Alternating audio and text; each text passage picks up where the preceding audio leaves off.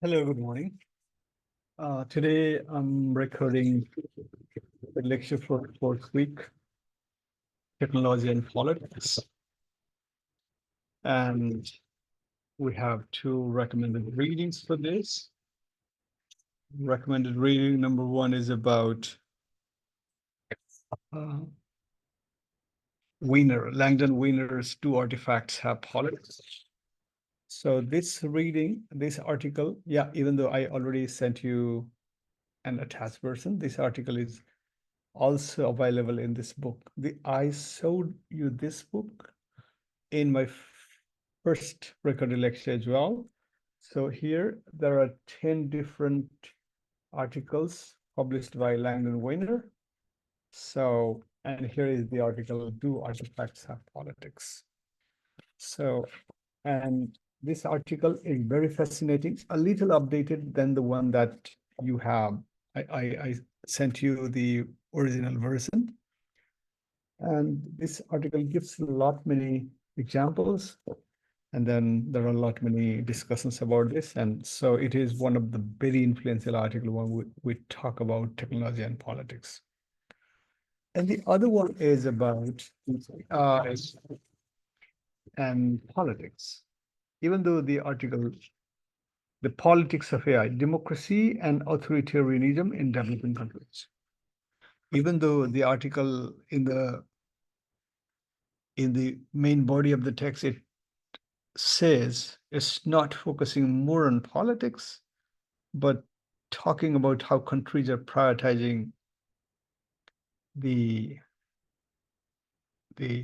AI research, but eventually that is also more or less connected to politics. So I will try to give you a brief overview. And since most of the key concept will be discussed again during the class discussion, very focused, and the class seminar will be there to lead the discussion. So there will be a lot of in-depth analysis on that. But before going that, I'll just try to share my slide and talk to you more about a general overview of the technology and politics. So first, let me share my screen first. And what, okay. I forgot what to share the screen. All whiteboard, hand raiser, react person, video, audio, recording, stop pausing, everything there. I don't see what, okay, yes, here it is here. So, screen sharing. So if we go this way,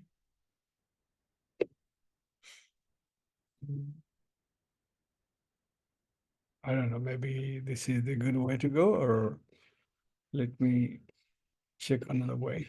Stop sharing again and go here, go to advanced, maybe this one, and share this.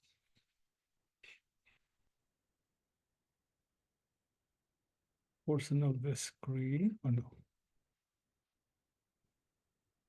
I forgot myself. Screen sharing.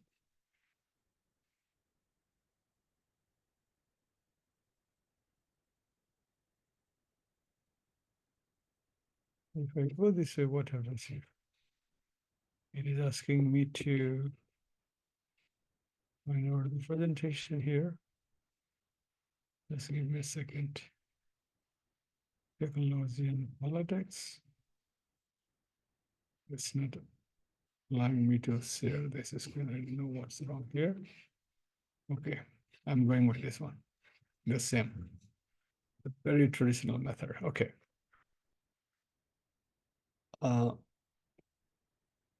So today we'll be discussing the overview of technology and politics and recommended reading. And leading questions for seminar, I'm not specifically focusing on the leading question because the group who is leading the class seminar, they will be preparing the questions and we can share on that later on. Here, I want to begin with this CERT news, technology and politics in Canada.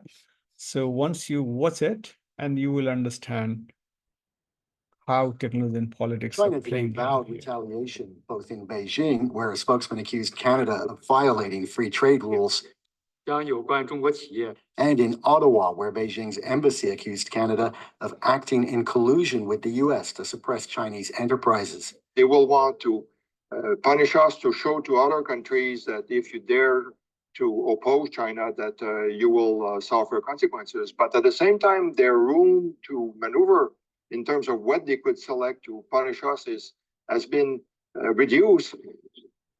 Plagued by lockdowns, China's own economy is in bad shape, and its ability to punish Canadian industries like canola is limited because the world is facing shortages. They're unlikely to be significantly sanctioned given the food crisis we have been experiencing due to Russia's war of aggression in Ukraine. A day after his government brought in the ban, citing issues of national security, Justin Trudeau faced questions about why it took so long. Allies have been pushing Canada to make the move for years. We took the time to carefully analyze the situation, look at all sorts of factors. Every other significant major ally of Canada has effectively already made this decision. We come to the party quite late, and we seem to be doing this on a number of fronts when it comes to defense and security, but also dealing with China. One sign of that falling behind came last September when the US, UK, and Australia set up a new Pacific Security Alliance. It's like the Five Eyes intelligence sharing partnership, minus Canada and New Zealand, both seen as weak on China. Seems like the Five Eyes is evolving into some sort of a 3+2, and we are on that +2 component together with New Zealand. For most of Canada's allies, the debate about 5G ended a while ago, and some may question why the ban will take so much longer to really take effect. Companies don't have to fully remove Huawei equipment for 5 years. Evan Dyer, CBC News, Ottawa. All right. Okay. So this video gives you a good example in recent Canadian history about technology, politics in Canadian context. So Canada is trying to ban Chinese 5G network, and there are a lot of politics on that. And China is trying to do the tit-for-tat measures in trade and in politics, and even China imprisoned some of the Canadian citizens. They were visiting in China for a different purpose. So when there are technological innovations and countries, they want to control that and to use these innovations as a tool to promote their soft diplomacy or the hard power or economic growth, and there are so many things. So technology cannot be separated in today's world in terms of diplomacy, in terms of politics, in terms of economic growth, in terms of social, cultural upbringings. So technology is always a part of there. And so we can discuss further more on this class about this topic. And here is another example of the politics and technology in Canadian context, or in all the Western country context, is the banning TikTok in different countries, especially in Western Europe and North America and some Asian countries and Australia. So you can see the green zones, the green countries like Australia, some Western European countries, Canada, and the United States. They have banned TikTok in their government gadgets, ICT devices. So in India, Nepal, and some other Western Asian countries, they have banned TikTok for all regions. And there are some yellow marks. TikTok is not allowed for all users. So yellow highlights. And TikTok itself is not used within China.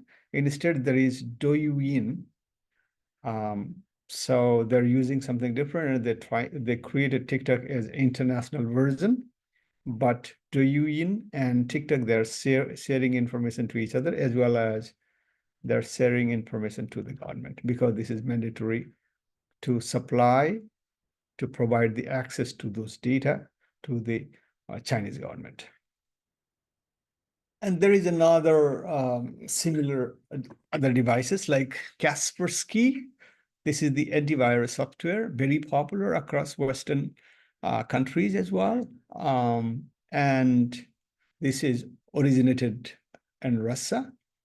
And the Western countries, they banned because they, again, suspected when there is a politically very unfavorable relationship between Russia and other countries. And they banned it because that might breach the privacy and security and personal information. And not just breaching, maybe Kaspersky can supply this data to the Russian government, and that can be that can have a very severe consequences later on. So from that ground, they banned this Kaspersky security system. And another WeChat, the Chinese app, they are also collecting personal information. And China government have the access to those personal information. And I already said here, the Huawei 5G, that is also banned. So innovation itself is not neutral. Along with innovation, there are political purpose. This is one of the key arguments of all the recommended readings of this week. So in this section, we're talking about the technology and politics, a very basic understanding on that. So technology is derived from two words, techne and logos, the Latin words. And techne means a way of making or doing, and logi means an expression, a body of knowledge. Technology, and there are so many other words associated. Ecology, so logi is associated. Logi is a very common word. Techne means a way of making or doing. So some artifacts, some technology, some device that we are making that represents technology, mean the idea, the knowledge associated with it. So here, what do you think about technology? What kind of perception you have? Do you think technology is something adverse? Technology is killing us and it is killing the planet. It is because of the technology, we are heading to a wrong direction of our future. For example, because of so many personal, the private guns belonging, and the United States has a very poor security record. Always there are mass shootings every day in multiple times. So because of the personal guns for the personal security. So do you think that technology is adverse? For example, is the United States. Technology is very bad, and because of that, people are being killed. So someone was arguing me last week that this idea, having private gun ownership, was useful during the time when there was civil war, when there was war with some different indigenous groups, and when there was very limited communication, there was misunderstanding. And so allowing people some private weapons was meaningful. But the same principle doesn't work now because there are so many other social and legal measures are there, and security measures are there, police there, and there are so many other things there, and they are treating everybody equally. So the private gun ownership is an obsolete concept. It's not working properly. So somebody was arguing that way. So are you guys thinking like this? Maybe you can raise hand and you can explain on it. Or there is another idea. Some of the documents that we're reading for this week, they're also talking about technology. Is technology maybe neutral? So, for example, I give you example of this iPhone. Okay, it's also not showing, right? iPhone 15. So you can use this device as the information device for meaningful purpose, or you can use it as a weapon to kill someone, to injure someone. What do you want to do? How do you want to use it? It's nothing itself. You are the one, how you want to use a kind of technology. So technology is neutral stuff. Social media algorithms are not inherently divisive. It's the people who exploit them by spreading misinformation, sowing discord. Are you going on that? In this direction? Or there is another alternative response. Technology is positive. Climate change can only be solved if we bring together the top scientific minds to create the technologies of tomorrow. So technology itself is not bad, it's good, but those who are using it for whatever purpose, maybe they're not good. So technology itself is a positive stuff. Do you think that all technologies are positive, all technologies are good? Where do you want to stand out of these three alternative stuff? So this is the questions you have to think, and you have to have your own personal judgment. Maybe we can discuss this during the class.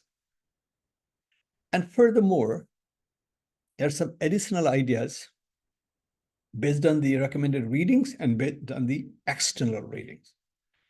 What do you understand by technology? Technology as a collection of techniques and systems that evolve over time, and we inherit them, and we keep modifying and updating and using them. So gun, the initial gun and the modern guns. Initial weapon, modern weapons. Initial tools for transportation and modern tools for transportation. So the difference, like simple, and technology means simple tools like pencil. Do you notice here? In the beginning, I use hammer and I use iPhone 16 as a symbolic representation here. Hammer, I just quickly Googled it and figured out the history of hammer. Around more than 3 million years ago, hammer was used, even though not the hammer with handle, but hammer meant maybe stones hammering and others. Hammer was used as one of the earliest, not one of the earliest, perhaps the earliest weapon, a tool by human being more than 3 million years ago. And the hammer with the handle, maybe 35,000 BC, meaning maybe 37, 38,000 years ago, people started using this kind of hammer with handle, a different type of. So hammer is perhaps the earliest weapon used by the human being in the history of civilization. 2, iPhone 16, just 4 or 5 days ago, last week maybe, it was introduced. So we can say here that pencil applies or hammer to AI tools, all technologies, simple technologies, complex technologies. The difference is that technological solution proposed by powerful entities may not always address the root problem. That's always true. Technological solution, for example, when there was telephone, the inventors and the developers of telephone were thinking there will not be further misunderstanding among different cities because people already do the dialogues and then come to the mutual understanding. And now everybody has at least one mobile device and we can talk. And then we have more misunderstanding. Similarly, there are other technological stuff like internet. When internet was developed, so scholars, people, scientists of that time could not think further right away. And they amazed by the development of the internet, and they thought, okay, maybe this is the end of civilization. This is the end of the old technology produced. And when we have internet, everybody will get the opportunity to thrive. And all the voiceless people, marginalized people, people in remote areas, they also get access to information, access to knowledge. And so it will be truly an egalitarian society. Everybody equal in terms of knowledge, money, income, whatever. It's not that. So sometimes there are climate change issues. Okay, plant trees, and if we start planting tree everywhere in the planet, that also creates a climatic imbalance. So we should think of that. So technological solutions proposed by powerful people in different times, yes, they serve some purpose, maybe political purpose, social purpose, cultural purpose, but they may not be long-lasting solutions. Understanding the implications of new technology enables us to make informed choices about their adoption. That's true. So if we know more about the technology, and then we better understand the consequences of using those technology. For example, social media. Social media was received very positively. Networking, the whole international brotherhood, international sisterhood. Every human being is a friend to the another human being. Social media was received very, very positively. Later on, after around 10 years, social media became the platform for fake news, false information. It's like a Pandora's box. The Pandora's box, so it is the same. So whatever you see in social media, now you become doubtful. What is this? Whether this is true or not? Because social media is rootless. We don't have the transparency tools there. Even we do, we are skeptical on that. So if we understand technology, we understand to make informed choices, whether to use that or not. So initially, all moms, all parents, they try to use whatever smart devices to console their children when they are weeping, unhappy, angry. This was just the device to engage them. Later on, that disturbs the mental and physical and other intellectual growth of these people. Another problem. It is there. Evaluating when to embrace, challenge, or resist technology in a critical skills for individuals and movement. So we should not adopt whatever technology available, even though we can afford. We should think our goal, our plan, our time, the potential consequences when we have this new technology. So we should think on that. Stop, wait, see, and use it. If you need it, if it is rightly, immediately available, and then it is very urgent for you, use it.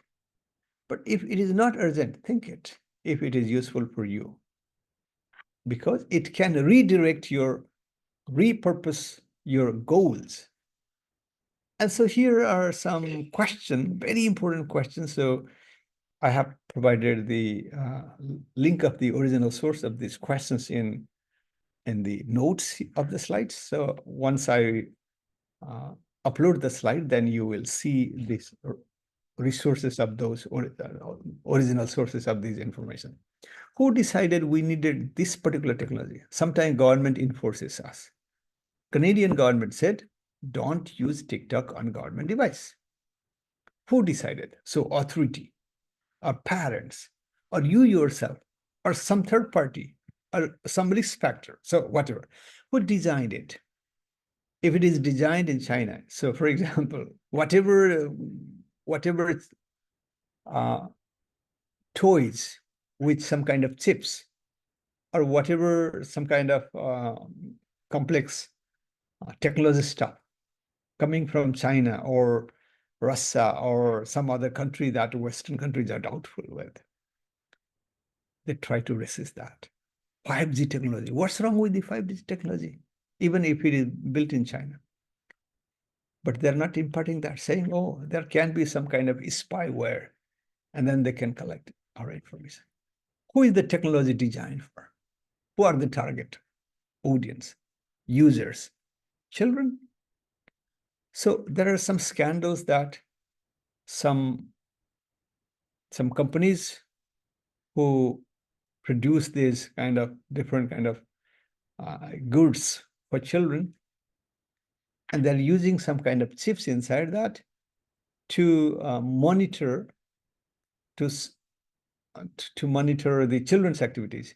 And based on this children activity, they are further purifying those objects, number one. Maybe they are supplying this information to somewhere else and getting more money. Number two. So this is a problem. Where did the parts of the technology come from? Again, the same question. Who designed it? Who built it? Who gathered the raw materials needed to rebuild it, even raw materials? What was the ecological impact of gathering these resources? So we have a very good example of Facebook and the Analytica company, Cambridge Analytica company. We'll discuss it later on. Who built the technological objects? Who implemented the technology? Who owns the intellectual property rights of the technology? Who is collecting, storing data of our activities, our personal information? Who has access to the technology and who does not? Who profits from this? What practices did it alter or displace? One of the important questions is, what is the purpose behind this technology? So every technology has some kind of purpose. They're not neutral. Because technology, these technological stuffs are built by human beings, and they build it with some purpose.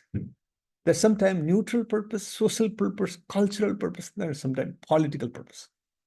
Many technologies are built for economic purpose. That's neutral. But sometimes there are political purpose. And that sidelines some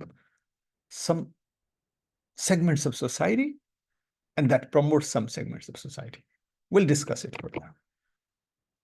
So technology and background. Technology and society are two inseparable parts. We discussed in the first class too. Technology shapes the society. Society also shapes the technology. For example, when a new technology comes, like social media,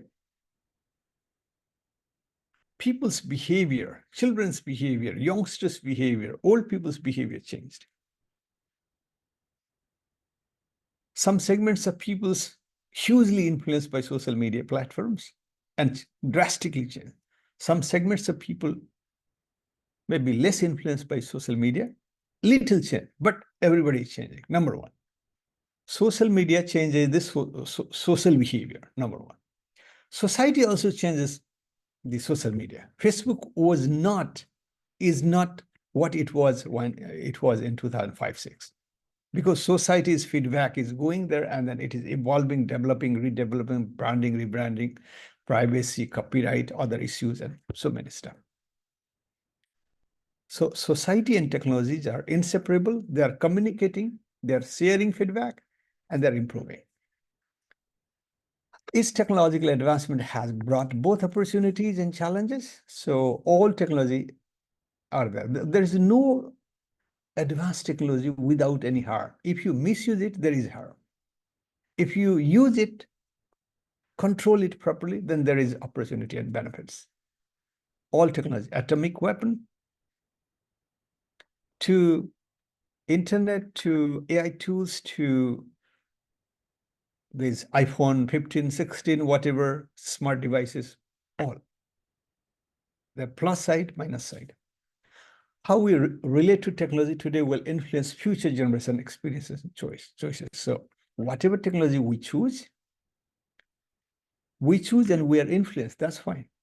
But because of this influence, our future generations also are reshaping themselves in future. The way we are inheriting some kind of technology, building some kind of culture associated with the technology, and then that inheritance is delivered to the future generation. It needs a lot more discussion to understand properly. Access to technology is often uneven, leading to disparities. So when you have technology, it does not guarantee that now you have the equal opportunity and you are equally empowered. Everybody has iPhone 10, 11, 12, 14, 15, or at least everybody has the smart device, a smart mobile phone. Are we able to reduce the misunderstanding among people? More misunderstanding is there.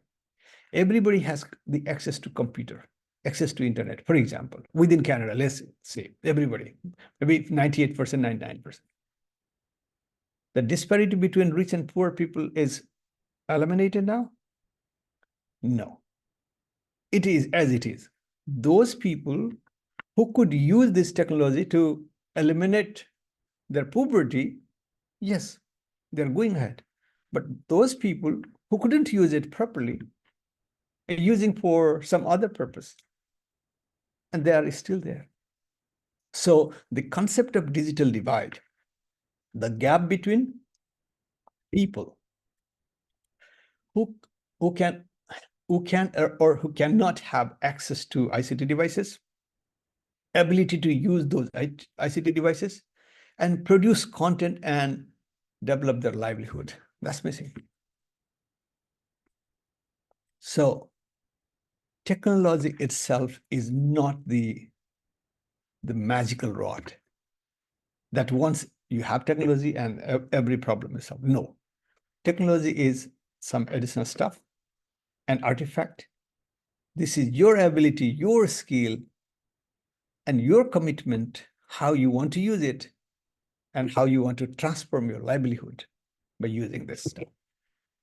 There is another serious question that AI and deepfakes changing politics. I just want to show you. It's around, I don't know how long, but it's interesting how deepfakes are troubling everyone. Pop star Taylor Swift and politicians such as US President Joe Biden. It's important that you save your vote for the November election. UK Labour leader Keir Starmer and London's Mayor Sadiq Khan have all found themselves victims of deepfakes in recent months. I control the Met Police. They will do as the Mayor of London tells them and obey orders. Whether it's fake explicit images or audio recordings of conversations that haven't ever happened, dodgy deepfakes created using readily available AI-powered tools have spread like wildfire across social media, sowing seeds of mistrust and blurring the lines between reality and often malicious fiction. But in this confused and confusing landscape, what happens when politicians use deepfake technology themselves? To find out, we need to take a trip from the Big Smoke to the Big Apple. Attention's focused here in Lower Manhattan, New York City Hall. It's become almost commonplace for bad actors to deepfake politicians, but it's unusual for politicians to deepfake themselves. That's something that the Mayor of New York has actually done. Towards the end of last year, Mayor of New York, Eric Adams, revealed in a press conference that he'd used deepfake technology to make a series of automated or robocalls to NYC residents. In these calls, which mainly promoted the hiring of venues owned by the city, the mayor was able to speak a variety of languages, including Mandarin, Cantonese, and Spanish, using deepfake tech. These actions have raised more than a few eyebrows in certain quarters. To find out more, I needed to leave Manhattan and head to Brooklyn. It's here I caught up with civil rights and privacy campaigner Albert Fox Khan. He believes the mayor's use of AI sets a dangerous precedent. And to me, it's really just this alarming wake-up call about the potential for abuse of these deepfake technologies. When you normalize the use of this sort of deepfake technology, when you use it to convey authentic government announcements, then you're basically educating the public that deepfakes are reliable, that you should trust what you hear in a deepfake. There's huge potential to use deepfakes to really undermine trust in government and trust in our institutions. The mayor's office declined our request for an interview, but Eric Adams has publicly stated New York City will be doing more stuff with AI and will use it and not abuse it. Political use of this technology is on the rise around the world. Henry Ida is an authority on deepfakes and AI. This isn't just a Western phenomenon, this is really global. And one that really springs to mind happened in India, where a BJP candidate, that's the ruling party, used a similar technology to essentially speak different regional dialects that he couldn't actually speak. And in this example, it wasn't disclosed clearly to the audience that this was AI generated. And when it emerged that it was, the actual BJP party disowned this use and kind of decried it as something that they didn't want. And then more recently in Indonesian elections that happened earlier this year, we saw an avatar of a synthetically resurrected, deceased previous leader coming back to endorse one of the candidates.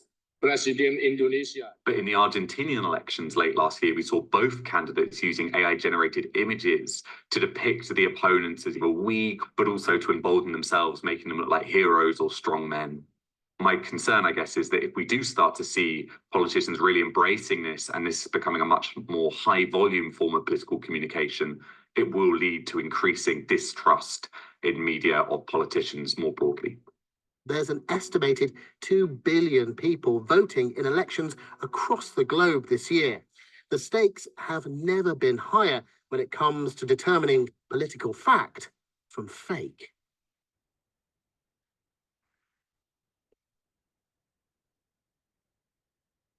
Yes. So this report by BBC gives us a clear message that politicians are using deepfake technology and trying to create a kind of misinformation, disinformation, or fake news using this AI technology and trying to manipulate the political support. So today, when we are talking about the politics and technology, and we are seeing these new technology are being used and manipulated in this way. So actually, this manipulation of technology for political purpose is not a new thing. In the history of civilization, when some Egyptian rulers around 3,000 years ago, they wanted their historian to write the history in favor of them. Even the lost war, they asked their historians to write this. They won the war. So writing was the new technology during that time. They used that. So technology, time and again, for political purpose, being used and misused. And some politicians, they use it carefully for the benefits of their subject. Some politicians, they use it for their personal gain. If they're using the technology for personal gain, they become authoritarian rulers. If they're using the technology for the profits and advantage of the general public, then they become the democratic leader. This is the just difference. So here, what do you understand by politics? Politics refers to there should be some kind of authority, power associated with it, control, order, meaning there will be some police, there will be some army, and so national security and domestic order maintaining and controlling. And there should be some kind of freedom in a democratic regime. But in anti-democratic and authoritarian regime, freedom is very hard. And participation. So if it is a democratic country, politics is there to engage everyone and provide some kind of role in politics, like voting or participating in some kind of consultation, feedback. Can technology be political or a political tool? Or the same question, reframing it, can technological artifacts have politics and how? Here's some kind of examples. Even question, how does particular technology change power relationship in society? Another question, what kind of authority is associated with a particular technology? Another question, do particular technologies exclude certain groups of people? Are there technologies that dominate order? These can be the questions we can discuss during the class. And these are the questions more or less discussed in the week's course reading as well. There are some technologies that maintain order. Maybe some kind of weapons, advanced weapon. Trying to maintain the order, dominate the enemies. Do particular technologies exclude certain group of people? We have some examples, and we can show here that, yes, it is possible. What kind of authority is associated with particular technology? It depends. For example, if you have a nuclear reactor, then a great authority is the supreme, the central government should control on that. If there are some minor technological tools, then anybody, any government, any entity can control this. So how does particular technology change power relations in society? The great example is Mark Zuckerberg. So an dropout undergrad boy is becoming one of the most influential people on this planet, not just in the United States, just because of the idea, thinking, technology, networking. And so because of his influence, even he tried to influence the American politics, privacy laws, copyright information. There's so many things that Zuckerberg is being very much dominant and influential and trying to resist on that. Even Zuckerberg, Facebook, and Canadian governments are battling now just for whether to share or not the news links. And if the news links is shared, and then Facebook has to pay. And Facebook is still resisting it. And government of Canada in one side, one single person is another side. How does particular technological change power relations within society? Zuckerberg and Canadian government's relation right now is the perfect example. Are there technologies that enhance or limit our freedom? There are, of course, and you can have a lot many examples. So we're talking first about the Langdon Weiner's article, Do Artifacts Have Politics? It was first published in 1980 and republished in multiple formats, including in his own book that I showed you. And this, The Whale and the Reactor. It's not showing totally right now. Maybe I have a book, right? Oh, yes. Here we go. Perfect distance, Langdon.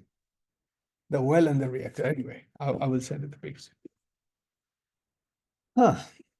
So here, Weiner argues that technological artifacts can embody forms of power and authority. You can see the TikTok owner and the 5G Huawei networks. The chief that she was arrested here in Canada for more than a year.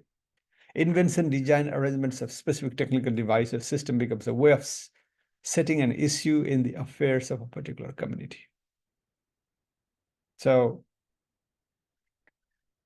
another interesting example is the email communication. Previously, you should have a printed letter and then the envelope and with a stamp, and then that is official, sealed letter.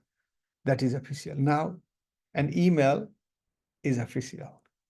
So the technology changes not just some dynamics of society, it influences the power and authority, and it changes the whole social system. And there is another point.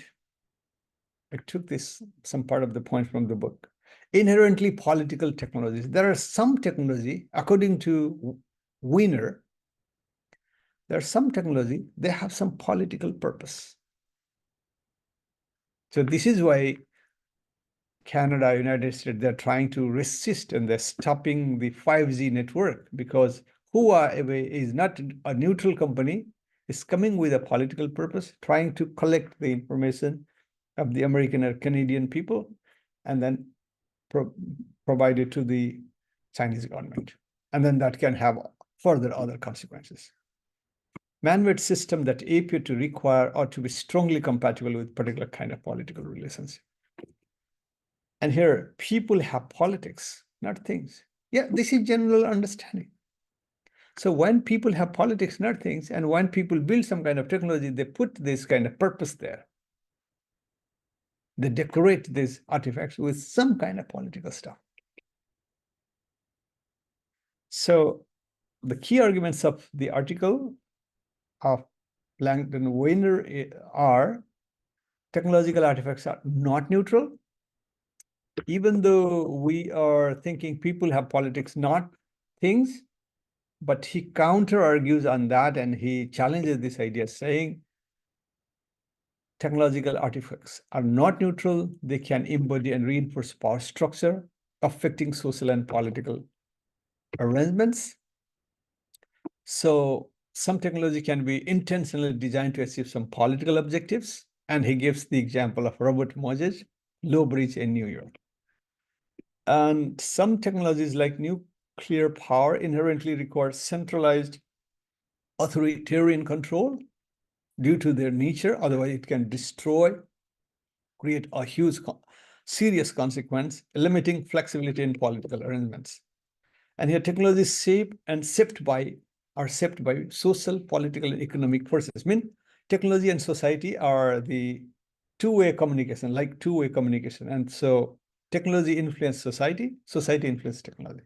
When newspaper came and there were no radio and television, and people built a habit of reading newspapers in the morning, going there, standing, waiting, reading newspaper, buying this. When radio and television come, and then instead of reading, listening and watching was there. When mobile devices, smart devices, they came, and we started scrolling down. So there are some purpose, and they're shaped by social, political, economic forces. Technology is not just a matter of efficiency or progress, it reflects political and moral purpose. So in the first class, I showed you the 1984 book. I showed you this well and reactor as well. I showed you the other book about algorithm, the Black Box Society, right? The 3 books. And these all books are talking about the politics and technology. In 1984 book, so you can see surveillance technology are so much, the author was imagining, the novelist was imagining that the surveillance technology is so much so that the government become much more authoritarian, and they even want to control our thinking.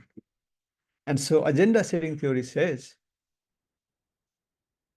so media does not make us what to think, but it forces us what to think about.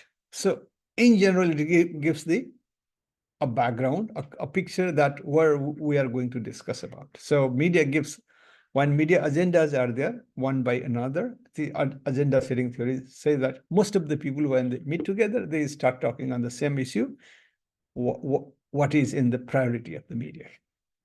And so, working. Okay, here, Robert Moses. So I have here one link as well. Weiner argues that technological artifacts can embody forms of power and authority. And Robert Moses is one of them, a new city planner. He designed low bridges on Long Island parkways so that these non-white and poor people can be prevented from going there, because they could travel there by the public bus. And so low bridges, they didn't allow the public bus to enter there, and they didn't have their own car. The bridges were built too low for buses to pass, preventing low-income people and racial minorities from accessing parks like John Beach in Long Island. The design favored affluent car-owning white families, reinforcing class and racial segregation. So nobody noticed that, but eventually that create another kind of social order. This infrastructure shaped social mobility for decades, reinforcing social inequality to the city. Here is a YouTube link. I will just show you a quick quick link. I don't know whether this works or not. I'll try. I'll open it here. Go with this one.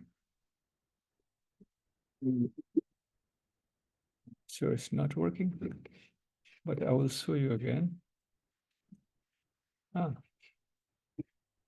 where is the, come on. Yeah, this one.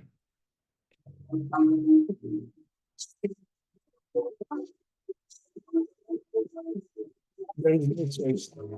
I think this.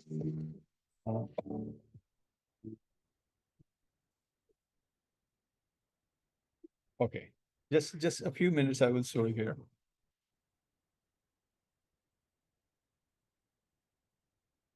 This is the Southern State Parkway in Long Island, New York. Chances are you've most likely driven on this road with no second thought. It seems almost as natural as the trees you're darting past. There is, however, a hidden history we tend to overlook. This road came from the vision of one man, Robert Moses, the most prolific city planner in modern history. His position over the course of 4 decades led him to being the single largest influence on the development of New York City and Long Island than anyone else in history. Robert Moses was at the forefront of the construction of numerous bridges, roads, parks, pools, and most notably, parkways. He led the construction of the Southern State Parkway beginning in 1925 so that it could be used as gateway to the grand jewel in his portfolio, Jones Beach. By that point, Jones Beach could only be accessed by small boat, something that had to change in order for it to be the beachside paradise that Moses had originally envisioned. The design of the parkway system in Long Island was itself designed by him. He wanted to create a driver's paradise. The wide, curving roads would be cocooned by trees and sweeping stretches of parkland. It's called a parkway for a reason. Commercial traffic was to be barred from the parkways entirely, as it became tailored specifically for the needs and desires of private passenger vehicles. This design was revolutionary, influencing the planning of countless other roads across the country. It is this contribution, among countless others, that has formed our collective memory on the legacy of Robert Moses. However, this makes him one of the most controversial, if not outright scorned figures in all of city planning. You may not notice at first glance, but his most problematic creation is this: the bridges over his parkways. According to popular belief, these overpasses were built not just for transportation, but for exclusion. He purposefully built them too low for buses to go under them. At the time, only the moderately wealthy white population could afford passenger vehicles. In contrast, people of color, most of whom were unable to afford cars, had to take the bus. This left them stuck in their communities, barred from venturing. Okay, so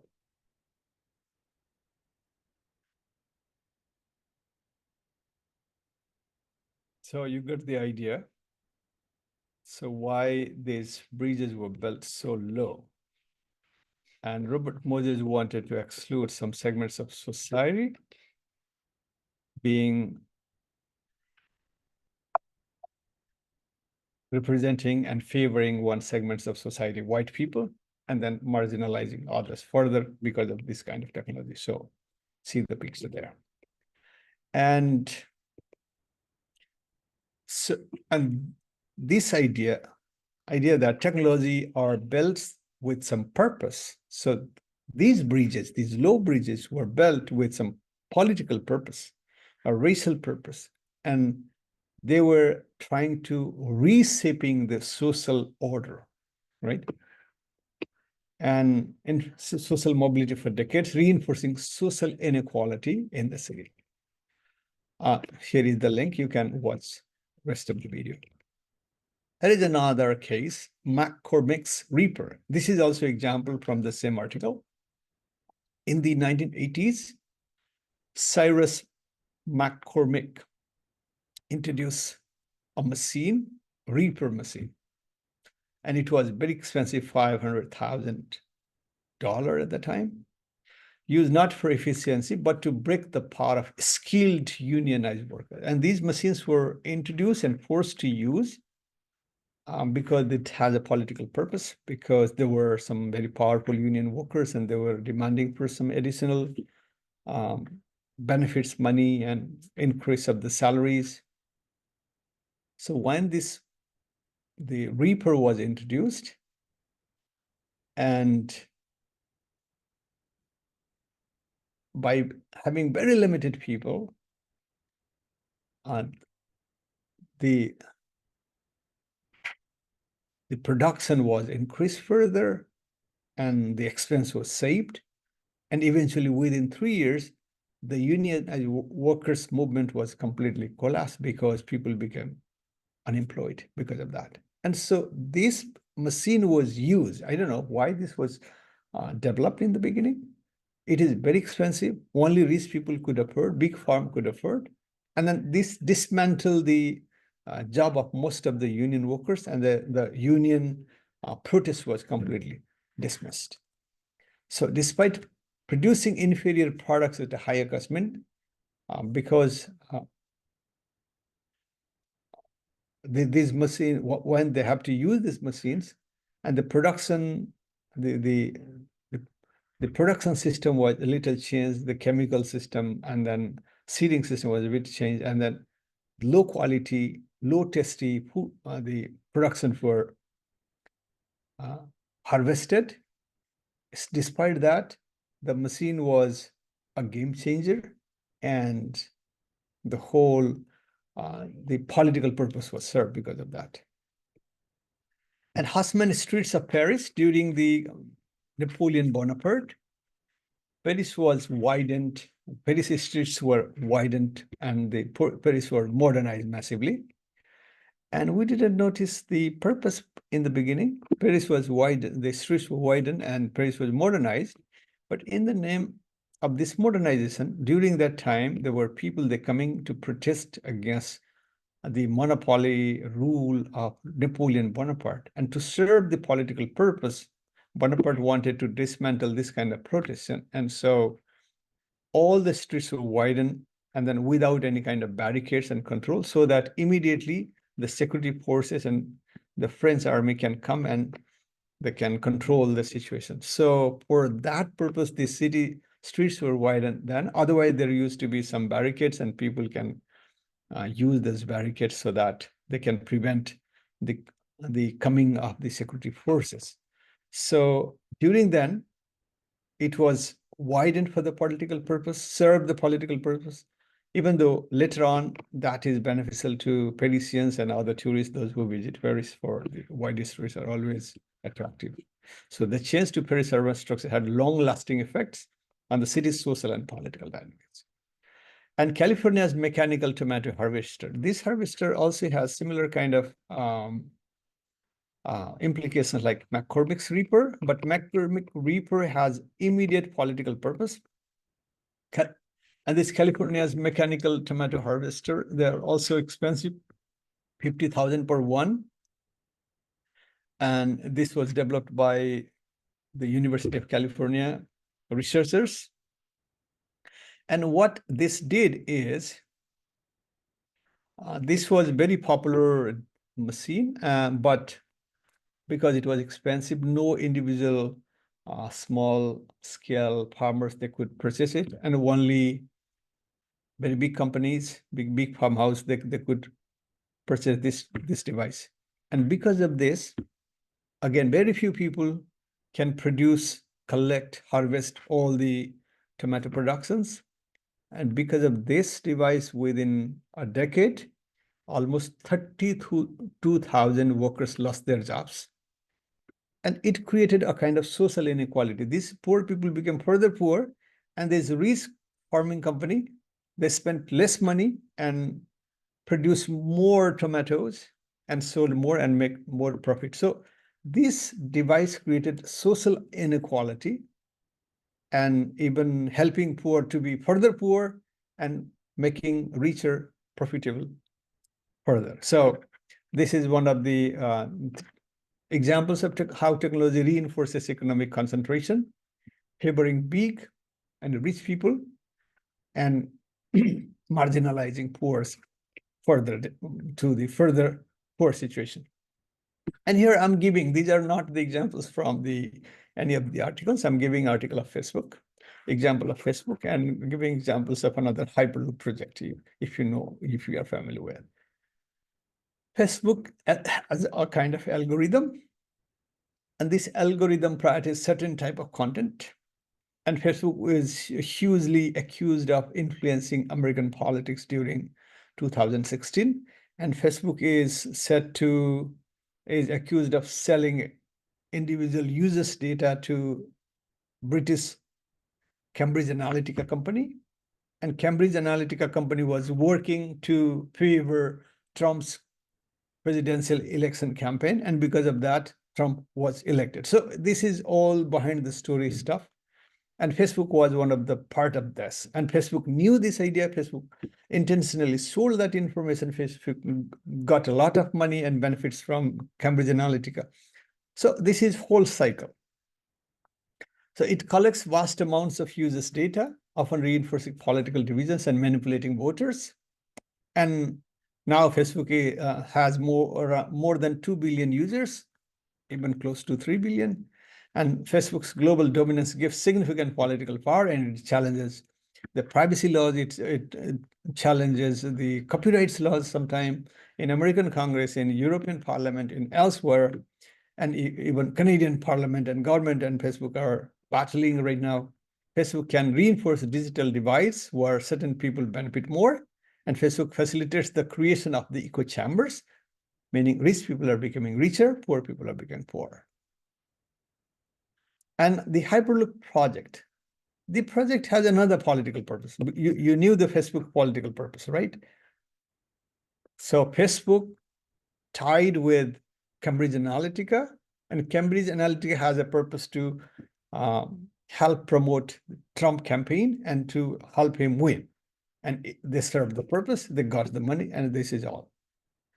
And because of this scandal, American Parliament, they developed new cyber laws. Even the Facebook and Mark Zuckerberg, they challenged it, and we have these videos to watch again if you want. The Hyperloop project is another project. It sounds fantastic when initially we hear, and Elon Musk was the developer of the key idea of this project. Even though the idea was not new, it was developed years, decades before, but Elon Musk reinvented the idea again and introduced as a futuristic alternatives for the mass transit system. And by focusing on the Hyperloop, public attention was diverted from, and it was introduced then when the California government was planning one fast-track rail transit system from Los Angeles to San Francisco. And so right now, by driving, it's more than 6 hours drive. And plus this railway transit system, it can reduce 50%, mean 3 hour transit. In the same time, Elon Musk brought this idea and said that within 30 minutes, by using this Hyperloop technology, people can travel from one city to another and hugely reducing the time. Instead of 6 hours, 30 minutes. And he and his team claim that people can travel in 30 minutes. And it's a revolution. So per hour, 1,200 kilometers. It's a revolution. It's even faster than the plane and even cheap and very cheap. So when this idea was brought to the discussion, and there was debate, and city was almost there to back up the railway system and collecting fund, and then almost there, and they were just trying to design the final stage. So the program was almost there, and they were about to start the project. And at that time, Elon Musk introduced this idea, and people started discussing on that idea. And then everybody favored this idea. This is a very fantastic, it's like a science fiction type of. But it has and gradually people paid less attention to this 3-hour-long mass transit system, and it was hugely expensive, and all the money going from the public fund. Here in the Hyperloop, private companies investing is something unique, and it's like a scientific fiction, and the whole mass transit system will be revolutionized, and a new order will be introduced. So it is a massive. Even in Canada, California, Edmonton and Calgary, and Toronto and Montreal were also the potential sites for making the Hyperloop project during that time. There are many media publicity on that. But behind the why Elon Musk brought this idea right then, meaning Elon Musk was just wanted to distract and wanted to fail the mass transit system because he was working with the Tesla electronic car system. And if there was a mass transit system, electronic car system, the people are not definitely won't be interested to purchase the individual car, and the Tesla was a bit expensive than the other regular car. And he wanted to continue the Tesla system, the battery-powered electric vehicle, and Tesla was one of the very few car company with electric mode. And so Elon brought this idea and diffused that major plan. And this incident, and later on, even the Hyperloop, one company is completely stopped now, it's canceled everything. But there are some other companies that are trying to do some progress, but 12,000 kilometers per hour was not being possible. It's around 200 kilometers something. 1,200 kilometers per hour was, the speed was not achieved. Around 200 kilometers per hour speed is achieved in this Hyperloop system. So initial plan for 1,200 kilometers per hour, and the actual experimented the result outcome is 200 kilometers per hour. So a huge difference. So if 200 kilometers per hour mean equal to the mass transit rail system that was supposed to reduce 6 hours drive to 3 hours. So if Hyperloop is there, again, the same thing, 3 hours in the speed of 200. So how private interests can shift focus away from public infrastructure project, and how that benefit corporate goals. So here is a YouTube video link. You can go and watch a quick video. It's just less than 5 minutes long. It gives you a clear picture how fake news can influence the real plan and then change the mindset of the public. It's a super fantastic technology versus politics idea. And summary of this article. So according to Langdon Wiener, not me, some technologies are always political. They have purpose and they want to serve some kind of purpose. Purpose of the government, purpose of the builder, purpose of the owner company, whatever.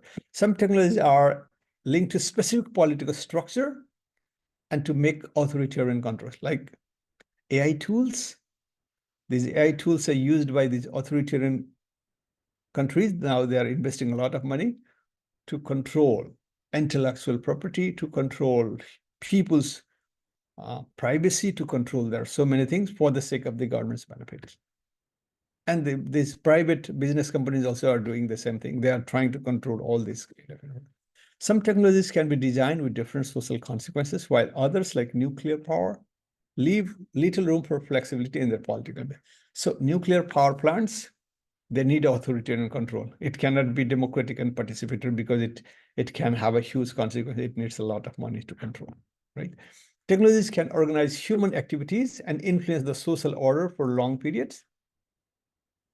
Internet changed the system of the pre-internet era to now. Our habits, our behavior, our thinking pattern, everything has been changed. And social media changed our further patterns. Even TikTok was changing people, and people started dancing and making TikTok videos. Those who were not very much familiar or happy to dance, they are also dancing because of TikTok is there, and they're making some TikTok videos and just celebrating their happiness. Winner questions here. If technological system inherently requires specific political arrangements, or if They simply reflect existing social choice. So that needs further discussion. So this is the point where Langdon Weiner has concluded his chapter. And there is another chapter, The Politics of AI, another article. So it says, even though it's not very cert, but it has a very cert message. So how different institutional framework produce different results in terms of AI development. And so I just brought some of the sentence from the exact text here. AI is the constitution of computational system. So computational system, meaning computer and computer internet algorithm AI. So they are evolving, but again, the computational system is continued here. AI reproduces racial gender biases that reproduce internal social inequalities, because whatever available in social media, people react, people write their biases, they react their biases there on the social media platform. And the same information is recycled in AI tools, and that is reflected there. And so it is a kind of echo chamber. AI creates new surveillance mechanism and research business model. So people are using AI tools to, as a part of the surveillance mechanism, to control and to collect more information, like the algorithms of social media. AI creates new power dynamics and new forms of threats to democracy. So these are the key points I brought from the exact articles provided by Fernando Filgueiras. He's from Brazil, a professor.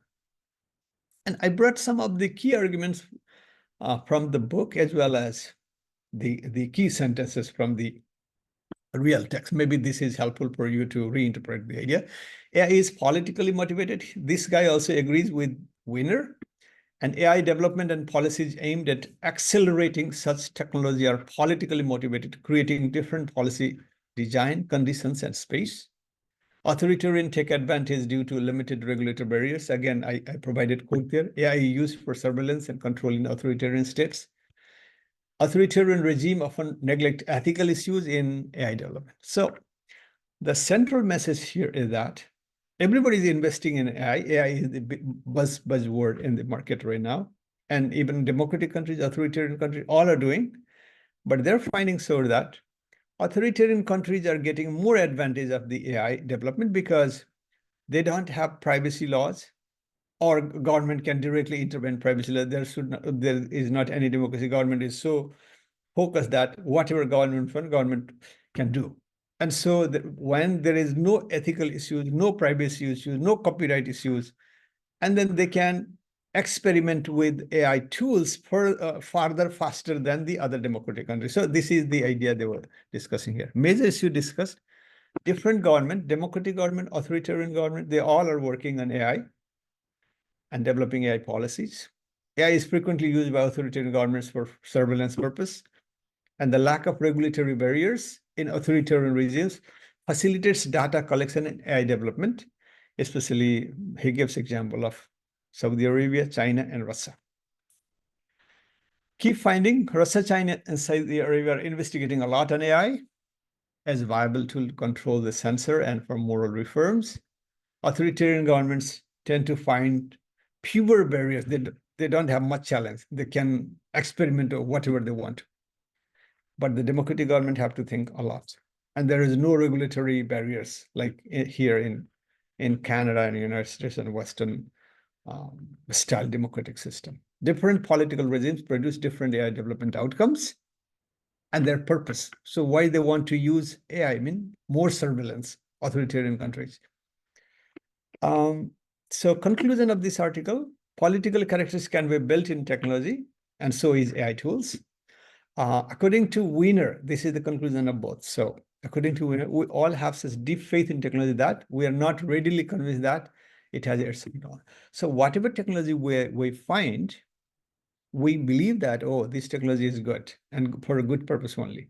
But we are not convinced that it can have negative consequences. So we believe in technology usually.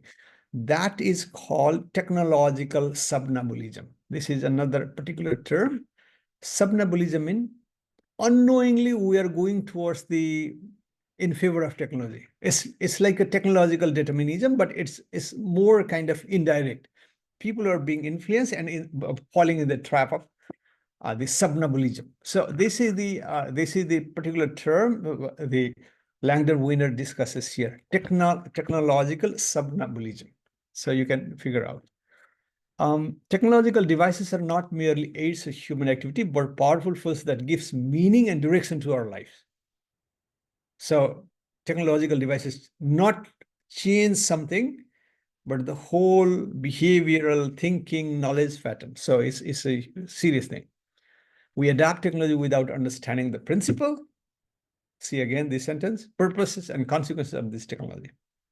And this is called technological subnabulism.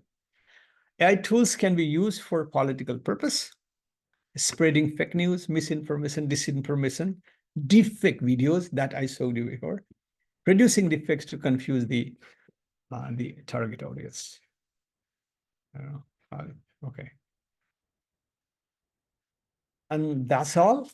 So I already showed you some of the questions that might be useful for discussing. And here, some of the questions we can follow because there are sample questions. How to lead the student seminar. Here are some questions. So I don't know here. What are the key issues of the articles? What is the author's objective? So these are the same questions that you try to practice on that. And there are some other questions. What are the strength and weakness of perspective claim? So it's not necessary that all questions suitable to these two articles and the chapter for the discussions for technology and politics, but whatever suitable, these are the main questions. And those who are preparing this classlet seminar questions format, they will do the same thing. They will go through these questions here, and they will go through some of the questions that I discussed today. And then they will create their own format of the questions, and we'll discuss that. Once we understand idea, and then we can challenge the idea, we can argue, we can aid, we can reject everything. Okay, thank you so much. The recording is being longer a bit. Hopefully you will enjoy this record because it has many helpful information tip. But don't forget to read the original text. There's just 2 readings. Go through with them. Thank you.